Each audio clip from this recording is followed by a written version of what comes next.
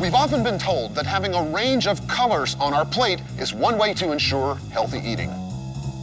But one color has always been conspicuously absent, which led us to the question, is it true that there are no blue foods?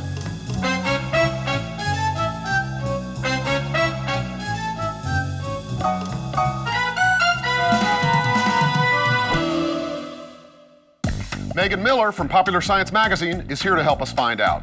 Hi, Megan. Hi. So a world is anxious to know, is it possible that blueberries and blue potatoes aren't even blue? A lot of experts think they lean more toward purple. Really? Well, here we have a collection of foods that many people consider to be blue, or that have the word blue in their names. How do we know what color something is anyway?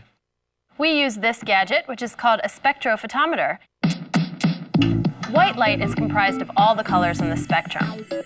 And when that light hits an object, whatever color bounces back is the color we perceive the object to be. Okay. And we have Randy Klimek here from Konica Minolta. He's a color specialist who's going to help us plot these results on a graph.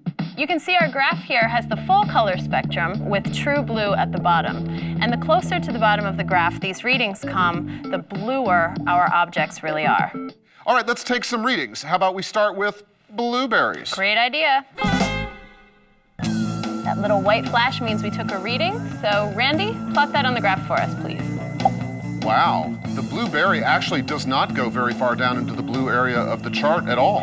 Which is kind of strange, because this is the one that I thought was going to be the bluest. Go figure. Okay, so blueberries aren't blue. Now we're going to do a plum, and I really don't think this is going to be very blue.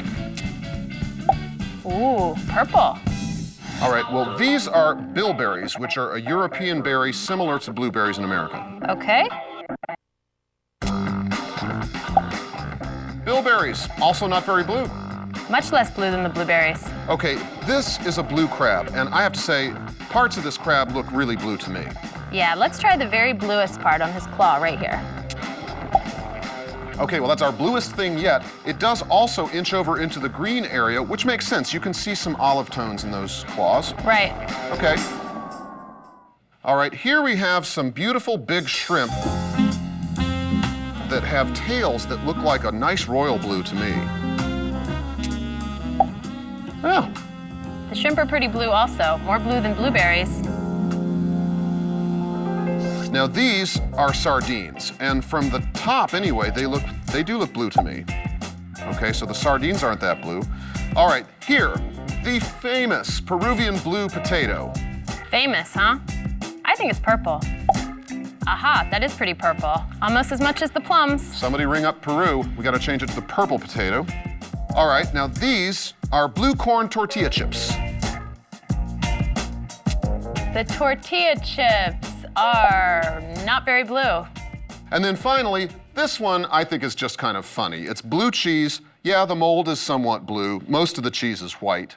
Yeah. I'm not thinking this is gonna be blue. I don't think so either. And the blue cheese is the least blue food of all of them. Meanwhile, the blue crab is the winner.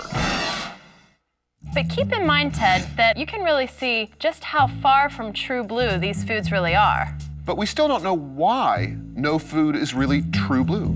Plants and animals just don't produce very many blue pigments. Well, what about the foods that tested bluish?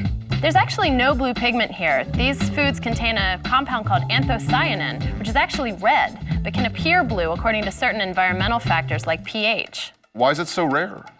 Nobody's really sure, but scientists think it's possible that just really wasn't very important to evolve that pigment. Now, what do you mean by saying it wasn't important to evolve blue? Well, pigments are adaptations that give plants and animals an advantage in attracting mates or avoiding predators. So maybe blue just wasn't all that advantageous to evolve. So there you have it. Even among plants and animals, nobody likes the blues.